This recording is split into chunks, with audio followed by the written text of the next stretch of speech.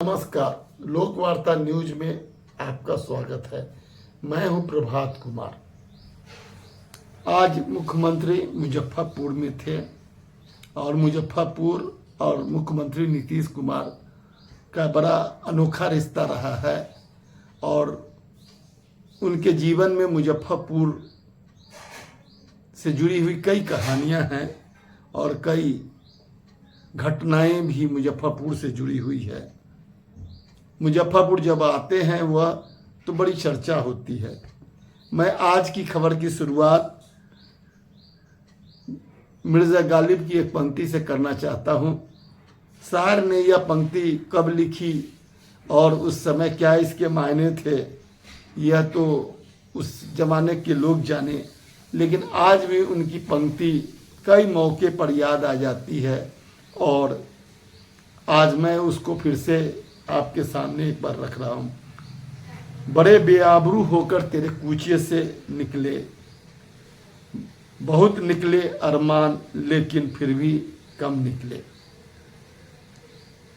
हजारों ख्वाहिशें ऐसी, हर ख्वाहिश पे दम निकले। आप इसके मायने आगे इस खबर में खोजने का प्रयास करेंगे। आज जो हुआ और जो मुजफ्फरपुर की कहानी रही है, लोग इसके मायने खुद समझ सकते हैं। आजकल बिहार के मुख्यमंत्री जो राजनीतिक यात्रा के लिए जाने जाते थे और उन्हें इसमें काफ़ी रुचि भी रहती थी, लेकिन इन दिनों वह प्रशासनिक यात्रा पर जगह जगह भ्रमण कर रहे हैं और जगह जगह घूम रहे हैं, जा रहे हैं। पहले वह राजगीर गए, फिर बिहटा गए, वैशाली गए और उसी क्रम में आज मुजफ्फरपुर भी आए। उसके पहले नवादा गए थे। कई जगह उन्होंने इस बीच जो भी बिहार में योजनाएं चल रही हैं, जो योजनाएं पूरी हुई है, जिन योजनाओं का काम शुरू होना है और जो अधूरे योजनाएं हैं, महत्वाकांक्षी उनकी योजनाएं, उसको लेकर वो लगातार भ्रमण कर रहे हैं और इस भ्रमण में कई खास बातें भी हैं। इसी क्रम में वो मुजफ्फरपुर भी आए और यहाँ भी कुछ खास दिखा, इसलिए मैं आपके सामने रूबरू हो रहा हूँ और आपको बताना चाहता हूँ कि आज मुजफ्फरपुर में जो नया हुआ वो क्या था। वैसे उन्होंने आज यहाँ एक सकरी सरैया में तुर्की थाने के भवन का उद्घाटन किया। वहाँ पर एक छोटा सा कार्यक्रम हुआ जिसमें उन्होंने कुछ चेक भी बांटे, कुछ योजनाओं का शिलान्यास किया और उद्घाटन भी किया। जो पुलिस विभाग से जुड़े हुए थे, उनके भवन से जुड़े हुए थे और कुछ छोटी सी एक प्रदर्शनी थी, उसको भी उन्होंने देखा। सब कुछ उन्होंने किया लेकिन भाषण नहीं किया। आजकल मुख्यमंत्री हमारे जहाँ भी जा रहे हैं वो चुप हैं।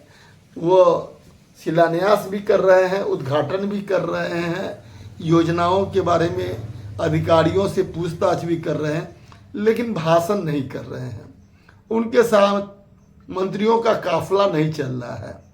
भाजपा न जदयू न उनके जो काफ़ी प्रिय टीम या प्रिय चेहरे रहे हैं वो आजकल साथ नहीं दिख रहे हैं। सिर्फ अधिकारियों का काफिला है। मुजफ्फरपुर भी आए तो प्रधान सचिव सिद्धार्थ कुमार रवि, अनुपम कुमार और जो कई बड़े अधिकारी थे वो दिखे। मुजफ्फरपुर के डीएम दिखे, एसएसपी राकेश कुमार दिखे। अधिकारियों का जत्था ही दिखा। राजनेताओं का जत्था बहुत छोटा था। कुरहन्नी में जो पूर्व विधायक हैं और पूर्व मंत्री भी हैं मनोज कुशवाहा, कुछ जगहों पर हल्के फुल्के वो दिखे हैं, लेकिन उनकी कोई सहभागिता नहीं थी, इसलिए कि यह प्रशासनिक कार्यक्रम था और प्रशासनिक कार्यक्रम में जितने राजनीतिक कार्यकर्ताओं हैं थे उनको भी इस मामले से अलग रखा गया। जितने राजनीतिक कार्यकर्ता थे वो वहाँ उनके स्वागत के लिए जरूर पहुँचे थे, लेकिन मुख्यमंत्री उनसे रूबरू नहीं हुए। उनके हाथ का माला, उनका चेहरा सब मलिन हो चुका था जब मुख्यमंत्री गाड़ी में बैठकर सीधा पटना के लिए प्रस्थान कर गए और कहीं ना कहीं उन पर मायूसी दिख रही थी। पूरा का पूरा कार्यक्रम प्रशासनिक था और पूरी सुरक्षा का इंतजाम भी इतना चौक चौबंद और कठिन था कि पूर्व विधायक मनोज कुशवाहा को भी एंट्री के लिए कुछ समय वहां पर इंतजार करना पड़ा और इंतजार के बाद ही वह अंदर जा सके। जो भी हो, मुजफ्फरपुर को लेकर मुख्यमंत्री बहुत ज़्यादा चिंतित भी रहते हैं और उनके साथ यहाँ की पहले ही मैं बता चुका हूँ कि अच्छे खट्टे मीठे अनुभव उनके साथ जुड़े हुए हैं और जिस तरह से मुजफ्फरपुर से उनका रिश्ता रहा है और जिस तरह से यहाँ जनता दल यूनाइटेड की स्थिति है, सबसे अजीब बात यह लगी कि जो मुजफ्फरपुर में एकमात्र सकरा के विधायक हैं अशोक चौधरी, संभवतः बीमार हो या जो भी हो, लेकिन वह भी आज के कार्यक्रम में कहीं नहीं दिखे। और उससे भी बड़ा चौंकाने वाला मामला जिस तरह से बिहार में आ रहा है कि आजकल मुख्यमंत्री जहां भी जा रहे हैं तो विजय बाबू नहीं दिख रहे हैं, विजय चौधरी जी, संजय झा भी कम यदा कदा दिखते हैं, अशोक चौधरी भी नहीं दिख रहे हैं और कई मंत्री ऐसे हैं जो कई चेहरे जो उनके साथ साथ काया के साथ छाया की तरह चलते थे, वो आजकल नहीं दिख रहे हैं। उसी तरह से मुजफ्फरपुर में जब भी नीतीश कुमार आते थे तो यहाँ निश्चित तौर पर जो यहाँ के एमएलसी हैं और जनता दल यूनाइटेड के बड़े नेता हैं दिनेश प्रसाद सिंह जरूर दिखते थे, लेकिन आज वह नहीं थे। पता नहीं वह इस शहर में मौजूद थे नहीं थे या प्रशासनिक कार्यक्रम के कारण वो नहीं आए। भाजपा का भी कोई नेता या कार्यकर्ता उनके इस कार्यक्रम में नहीं दिखा। जो भी हो, मुजफ्फरपुर को लेकर उन्होंने क्या समीक्षा की यह तो अधिकारी जाने, लेकिन जो दिखा उन्होंने एनएचआई के ऑफिस में बैठकर पूरी वीडियो जो उस का मुजफ्फरपुर का जो फ्लाईओवर बन रहा है और जो ये बाईपास बन रहा है उसको लेकर उन्होंने उसके पूरे प्रोजेक्ट को देखा और उसके आदतन स्थिति की जानकारी ली और अधिकारियों से पूछा कि यह कब तक पूरा हो जाएगा। मालूम हो कि सदातपुर से अगर कफेन का रास्ता सीधा सीधा जुड़ जाएगा तो मुजफ्फरपुर पर जो ट्रैफिक का एक बड़ा दबाव है वो घट जाएगा और मुजफ्फरपुर के लोगों को बड़ी राहत मिलेगी। यह एक बहुत महत्वाकांक्षी योजना है जिसको केंद्र सरकार ने रद्द कर दिया था, लेकिन मुख्यमंत्री ने फिर प्रयास कर उसको शुरू कराया और अब यह अंतिम चरण में है।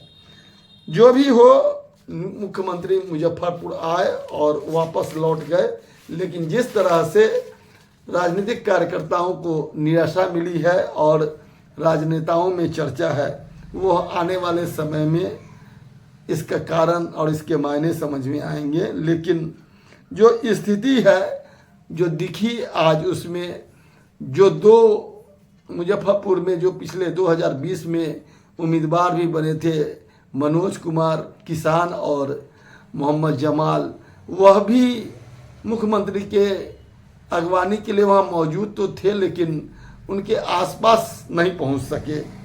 ऐसे कई चेहरे कई लोग नहीं पहुँच सके। वैसे कुछ नेता जो अधिकारियों के काफ़ी करीब हैं वो उस भीड़ में भी अपनी जगह बना लेते हैं, यह अलग बात है। लेकिन आमतौर पर सारे नेता अलग थलग रह गए और कहीं ना कहीं उनकी भी नाराज़गी है और मुख्यमंत्री नीतीश कुमार की भी बड़ी नाराज़गी है कि जिस मुजफ्फरपुर में 7 विधायक, 1 लोकसभा सदस्य, 1 राज्यसभा सदस्य, 1 विधान परिषद का सदस्य होता था, वहाँ महज जनता दल यूनाइटेड आज 1 विधायक पर स्थिर हो गया है और वह भी और 1 विधान पार्षद दिनेश प्रसाद सिंह हैं जो खुद में इतना सक्षम है कि उनके लिए कोई पार्टी का बहुत महत्व नहीं है, क्योंकि उनकी पत्नी अभी लोजपा से, वैशाली से सांसद है और कई बार वह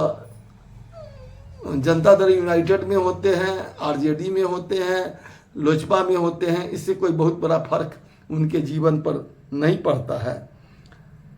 आज जो भी हुआ मुजफ्फरपुर में, लेकिन मुझे नीतीश कुमार जो मुजफ्फरपुर की स्मार्ट सिटी की स्थिति है उसको लेकर वह शहर में कदम रखने का हिम्मत नहीं जुटा सके, और जो इस तरह से मुजफ्फरपुर में जो शहर की स्थिति बनी हुई है और यहाँ की राजनीति हुई है वह किसी से भी छुपी हुई नहीं है। स्मार्ट सिटी की जो हालत है वो पूरे बिहार में सबसे खराब स्थिति में मुजफ्फरपुर है। योजनाओं का जो हाल है वो सबसे बदतर है। यहाँ आपको बता दें कि जो मुजफ्फरपुर की राजनीति है और जो जिस कारण से मुख्यमंत्री की नाराजगी है उसका एक बड़ा कारण है कि यहाँ सड़क के लिए पैसा भेजिए, पानी के लिए पैसा भेजिए, समग्र योजनाओं के लिए पैसा भेजिए, लेकिन उस पैसे का भी अब राजनेताओं के बीच, जनप्रतिनिधियों के बीच बंदर बांट हो जाता है। वो अपने हित साधना के लिए उस राशि को जरूरत बेजरूरत के हिसाब से खर्च कर देते हैं और समस्या यथावत बनी रह जाती है। और इसका सबसे बड़ा प्रमाण जिला परिषद और नगर निगम है। और इसके पीछे भी अगर चलें तो एक जमाना था मुजफ्फरपुर में जब यहाँ के एक विधायक थे तो वो मुजफ्फरपुर की सड़क भी वोट के हिसाब से बनाते थे। जहां उनको वोट मिलता था, जितनी दूर वोट मिलता था उतनी ही दूर की सड़क बनती थी और बाकी सड़क अधूरी गड्ढे में टूटी हुई छोड़ दी जाती थी। यही है मुजफ्फरपुर, यही है मुजफ्फरपुर का सच। लेकिन जनता इस सच को अब तक नहीं समझ सकी है। इसके कारण भी कई बार कई परिचर्चा में जब मुख्यमंत्री से मेरी बातचीत हुई है तो कई बार वह इसके मायने समझने का कोशिश किए हैं कि ऐसी जनता और ऐसे लोग मुजफ्फरपुर के क्यों हैं जो ऐसे राजनेताओं को पसंद करते हैं। अगर वह उनको वोट देते हैं तभी तो वो जीत कर आते हैं। ऐसी स्थिति में जो भी स्थिति हो, लेकिन मुजफ्फरपुर की स्थिति लगातार बदतर होती दिख रही है, सुधरती नहीं दिख रही है। नीतीश कुमार जरूर मुजफ्फरपुर आए। मुजफ्फरपुर राजनीतिक बिहार की राजधानी भी है, इसको सांस्कृतिक राजधानी भी कहते हैं। यह उत्तर बिहार की अघोषित राजधानी है। यहाँ की राजनीति का असर पूरे बिहार पर पड़ता है। खासकर मुजफ्फरपुर उत्तर बिहार की राजनीति के लिए बहुत अहम है, जरूरी है। इसके बावजूद मुख्यमंत्री इस शहर को कहीं ना कहीं से नज़रअंदाज कर चलते हैं। शायद इसके पीछे देखेंगे तो यहाँ के लोग और यहाँ की राजनीति और यहाँ का जो विकास राशि का बंदरबाट है यह भी एक उसका हिस्सा हो सकता है।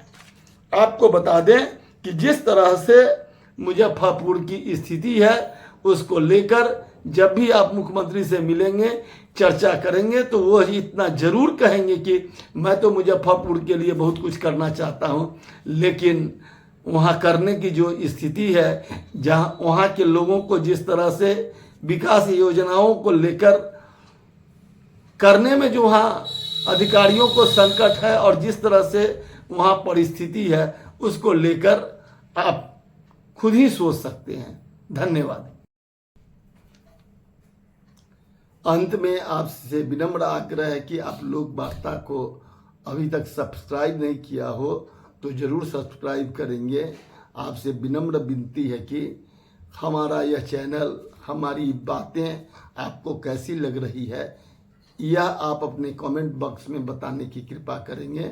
इससे मेरा मनोबल बढ़ेगा, मेरा मार्गदर्शन होगा और मेरे इस चैनल को शक्ति मिलेगी।